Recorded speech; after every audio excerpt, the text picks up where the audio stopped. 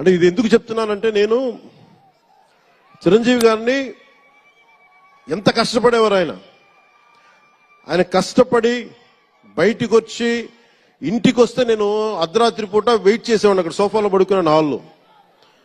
మా అన్నయ్య గారు ఎప్పుడు వస్తారు, ఆయన ఎంత కష్టపడేవారంటే కనీసం వచ్చి షూలు ఇప్పుకోవడానికి అసలు శక్తి ఉండేది కాదు. అలిసి సొలిసి ఒళ్ళు కుమిలిపోయి, అంటే ఏమంటుందని అసలు కందిపోయి దెబ్బలు తిని, ఎందుకంటే అప్పుడు సేఫ్టీ మెకానిజం లేదు. మన గుండా షూటింగ్ టైంలో మన ఏదో అనకాపల్లి వెళ్తుంటే ఇక్కడే చిరంజీవి గారు చేశారని ఎవరు ఆయన సన్నిహితులు చెప్తా ఉంటే, ఆ పడిపోయి ట్రైన్ కింద యాక్సిడెంట్ లో కాలు ఫ్రాక్చర్ అయ్యి అలాంటి ఒక సేఫ్టీ లేని పరిస్థితులు ఆయన చేస్తూ ఇంటికి వచ్చేటప్పటికి మాకు చేయగలిగేది ఏంటంటే, మాకు గిల్టీగా ఉండేది.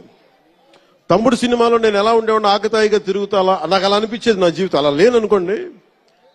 కానీ మా అన్నయ్య వచ్చేటప్పటికి ఏదైనా చేద్దామని తపంతో పాపం ఆయన సాక్స్ తీస్తే కాళ్ళు వాచిపోయాయి.